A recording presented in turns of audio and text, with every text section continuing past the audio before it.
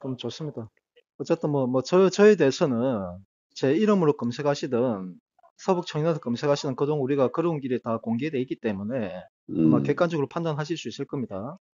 아마 이제 종북 세력들이 이제 저희를 가장 치를 떠는 놈들이기 때문에 아니 어쨌든 그런 관계고 일단 저희가 2014년도에 음, 공식적으로 그 재건을 할 때 그 생존자분이 당시에 계셨습니다. 그 경남에 이제 지부장으로 계셨던 분인데 그분을 우리가 만나가지고 우리가 음, 어떤 취지로 이제 다시 재건하고자 하는 것도 충분히 다 의사소통이 됐고 그래서 그분이 음, 눈물로서 이제 우리에게 그 재건하는 거에 뜻을 같이 해주셨고요.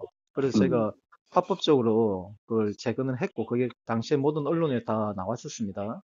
그래서 저희가 음, 재건총회를 했었고 공식적으로 그때는 우리 우파의 모든 대부분 단체 대표자분들도 많이 참여하셨고요.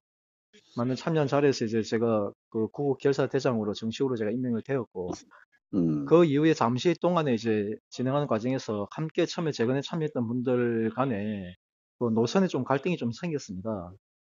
그 노선의 갈등이라는 거는 이제 일부 우리가 역사를 많이 이제 왜곡해서 알고 있는데 서북 음, 청년단이 해방 직후에 절대 어떤 깡패 집단이나 테러 집단은 아니었습니다. 그분들은 음, 독실한 기독교인들이었고 원래 해방 직후에 평양을 중심으로 해가지고 고당 조만식 선생님이 이제 자유 대한민국을 북한 땅이 이제 그 꽂기 위해서 그분들이 건국준비위원회를 결성했었습니다. 네네, 네, 그런 역사가 있습니다. 우리가 모르고 있는 역사들이. 그들은 김일성하고 소련 군부에 의해가지고 철저히 탄압을 받고 그들과 목숨을 잃어가면서 끝까지 싸우다가 결국은 고당 조만식 선생님은 이제 구금되고 수많은 그 당원 동지들이 결국 자유를 찾아서 월남을 했던 겁니다. 마침 월남에 음, 내려왔던 남쪽에 내려왔더니 그 이선만 박사가 있고 해가지고 다시 이제 남에서 그 힘을 길러서 북한을 자유로 해방시키기 위해서 내려왔는데 막상 내려오니까 남쪽은 남노당이 해가지고 모든 남한 국민들 다 기망당해서 네, 공산주의가 지상낙원에서 다 쏟고 있는 그런 환경이었습니다. 그래서 그때 우리 그 북에서 내려왔던 청년들이 이대로는 이래도는 안 되겠다. 네? 그래서 그들이 결심을 해가지고 결국은 서북 청년 단위는 서북 청년회죠. 서북 청년회라는 단체를 해가지고 모든 이제 북에서 내려왔던 청년들이 규합을 해서 하나의 단체를 만들었고 그들이 남쪽에서 이제 그 쉽게 말하면 국민들이 기망당하고 있었으니까 그들에게 일깨우기 그 계몽운동을 시작했던 거죠 처음에. 음, 북한에서 일어나고 있는 현실들, 공산주의의 더러운 위선과 실체들, 교회가 불타고 수많은 자유애국적 그 민족진영 지도자들이 죽어가고 있는 그런 현실들을 그 남한 국민들에게 알려주니까 다들 깜짝 놀랐죠. 전부 다 쏘가가지고 네, 남노 너나 할 것 없이 70% 가까이가 남노당에 가입했던 그런 분위기였기 때문에 그런 음, 상황에서 이제 북에서 내려왔던 그 특히 목사님들이나 이런 분들 통해서 한경직 목사님도 대표적인 분이죠. 그러면 통해서 그런 북한의 진상을 알게 되니까 그분들이 깜짝 놀래가지고 너나 할 것 없이 남노당 이탈하기 시작했었어요.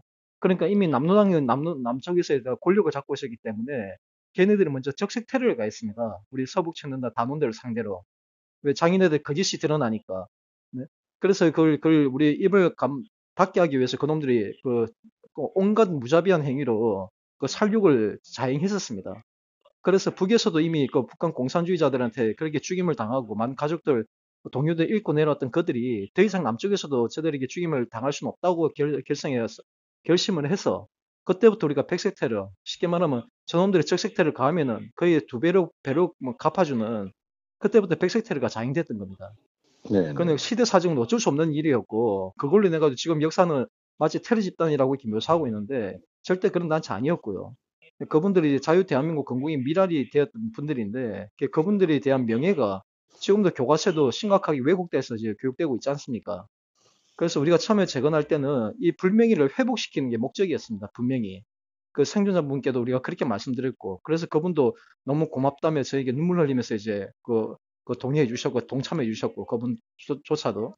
그런데 이제 그 제가 재건한 그 직후에 한 1, 2년 사이에 노선 갈등 생겼던 이유가 일부 함께 했던 사람들이 과거에 이제 일부 뭐라고 해야 됩니까? 권력의 힘을 덧먹고서 전에도 완전히 때려잡던 이제 이런 것만 내세우면서 지금 종북 세력들을 우리가 테러하자 이렇게 주장하는 사람들이 있었습니다. 우리 지도부에.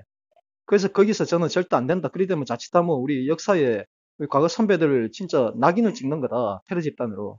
그래서 자꾸 그 갈등이 생겼고, 네? 그리고 세월호 그 참사 관련해서 제가 이미 그 전부터 내가 그 행실보는 단실 내가 활동해 왔는데 네, 그때 세월호 관련해가지고 제가 세월호 그 현장에 가서 제발 그 만국 선동을 멈추라고 그 유가족들 직접 만나서 대면하기도 하고 내가 그 일을 계속 진행했었거든요.